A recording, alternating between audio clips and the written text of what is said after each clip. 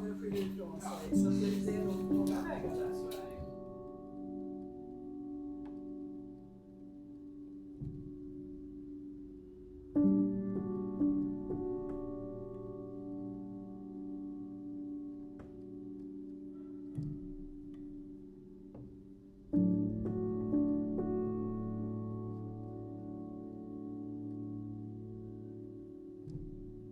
When it comes to forecasting and general risk assessment in the project, let's say that it's very important to start in the very beginning of the planning phase to assess possible risks which can be connected to legislative changes or aspects which pertain administrative procedures that are not set out by the participating organizations but which have an impact on them. So it's important to consider them to the extent possible, of course, at different stages in the project cycle. Let's say that the challenges that may arise from such a program are so many, and so many are the variables on the ground, that it is, I would say that it is nearly impossible to have a completely predictive case for unpredictable events. Well, my first answer would be the maximum flexibility at all times. This would be the prescription that I would feel happy in giving to another school that may intend to pursue this initiative, or such a similar initiative. I would say that the consortium reacted initially according to each partner's own culture of this related to the situation, and then finally probably we managed to put together a sort of common response to the challenges that had arisen. When you identify the possible risks in the framework of a project, of course it's important to consider different elements, have a discussion with the partners about what could be hindering the project, and of course this should be done in detail in the planning phase, but sometimes it's you tend to focus mostly on general risks which are connected to maybe the management or other aspects, and you tend to maybe leave aside or not giving such a big importance to aspects pertaining changes in legislation or administrative elements aspects. And I think this is anyway something that we need to, it's important to consider when you plan a project, not only in the field of education but in general, I would say. At a certain point of the project, we had to send students to Italy and Sweden. Sweden had to send students to Italy and Italy to Sweden. That was potentially not possible because Sweden had some problem to send students abroad. It was a big change. We were a little bit disappointed because for me it was important that our student going to Italy was together with the Swedish student. We had this news and it was like nothing was sure, so they were in the process of clarifying this. And then for me something that was difficult is not that for sure that was a big change in the project. A project based in mobility of students when the mobility of one country is not possible is a big change. We're not allowed to participate in this long-term period of exchange because the Swedish authorities, the Department of Education, said that it's not allowed for a Swedish school to send students away from Sweden under such a long time, and it was absolutely forbidden. And I told the authorities, and actually the municipality did with me agree that this is a good thing. So we spoke to the Department of Education and said, we don't want to change the laws. We don't want to do that. We just want to permit for this one, because this is a new thing in Erasmus, doing a long time period exchange in the secondary school. So I didn't want to change the laws. I just wanted a permit once for this, but it's like running into a wall with your head. We've written letters of complaint and asked for an explanation, and not really.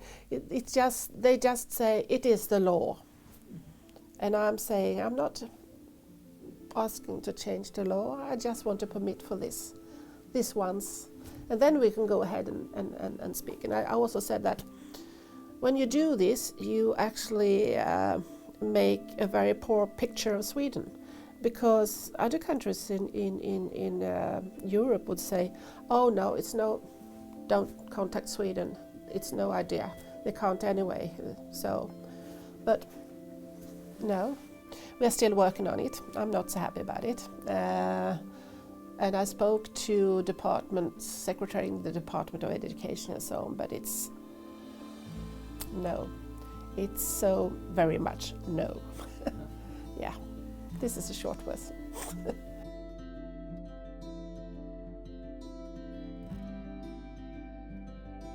Well, let's say that the main problem that emerged in the framework of the project was actually it came about accidentally due to some questions that one of the partners posed to the Ministry of Education in relation to distance learning, so a specific topic, and then from then there was a kind of response that came from the ministry in relation to other aspects connected to legislation, about which the school didn't. Well, the school was not really knowledgeable about these aspects, but interestingly, not only the school had some scarce knowledge about these elements, but also other organizations like the municipality also, which is the school authority in Sweden. And due to the fact that the original legislation apparently didn't have any specific impact on the transnational mobility, but it was designed for other reasons many years ago. So this was something that we were not aware of as a partnership, and neither was the schools. Those who work in the field of education inevitably will have their area of intervention strongly limited by existing regulations, because school systems entirely depend on nations, and so each nation is responsible in deciding what philosophy should lie beyond the school system. In our case, like Italy, for example, our system is quite rigid in comparison with, for example, the Swedish system, due to the fact that schools in Italy should be more or less the same from the north to the south. So in comparison with other countries, we really have scarce autonomy. What we are requested to do is to comply with a national model.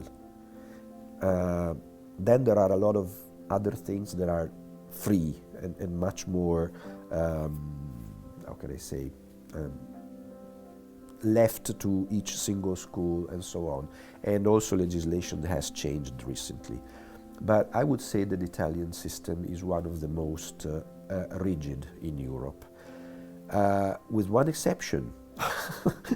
The fact that when our students go abroad and come back, we can recognize what they have studied abroad as valid in terms of their course of study.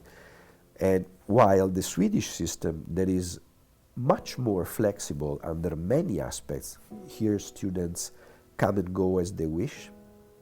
They can have 1 hour off, 2 hours off, go and have lunch in the cafeteria or in the canteen, or can go to the cafeteria outside school. Schools have no fence, everybody can get in. so I would say that is a much more relaxed situation. Students can enter the teacher's room at ease, and so on. But paradoxically, when Swedish students go abroad, the Swedish Ministry of Education does not recognize their periods as valid. So once again, we are facing a paradox. For example, I was just discussing now, if I knew that at the end I had to host students in my school, I had to talk with the colleagues at the beginning of the school year in September, that for the rest of the year they have to adapt their teaching schedule, the sequence of the topics during the year, to the fact that 4 months later they will host students. That was in fact the idea, no? That we defined the plan. I mean, every year teachers in September decide what to teach: September, October, November, December. So if you know in September that in January you have to cover certain topics because you receive students, you have the time to do it. If you know it in December, it's much more difficult. And this creates a lot of tension within teachers, because this project is not well accepted by all the teachers. I coordinate this project in my school. I defend the idea, and I think that I like the interchange of students and their meetings. But school is a difficult environment where there is a lot of conflict, and to avoid conflict, you have to inform people and involve people with enough time to adapt them. If you not all the people want to adapt to this, but also if you tell them at the end that was difficult. So the first reaction was say, okay, we have to change everything. In particular, this had a strong impact on the activities of the project, because once you deny the Swedish students the same treatment that we were able, and thanks to the Swedish families, that we were able to guarantee to our students, that is a mobility of 8 weeks in the foreign country, something very important goes missing. That is the reciprocity of the exchange. I mean, we are not on the same terms when our students are here for 8 weeks, while their students are in Italy just for 2 weeks, and one of these 2 weeks is a holiday week. So I would say that in the case of Sweden, unless Sweden changes its regulations or allows anyhow some schools to perform long-term mobilities over the next years, the future mobilities towards and from Sweden will be short mobility, let's say 1 or 2 weeks, which is still an extremely valuable option for students.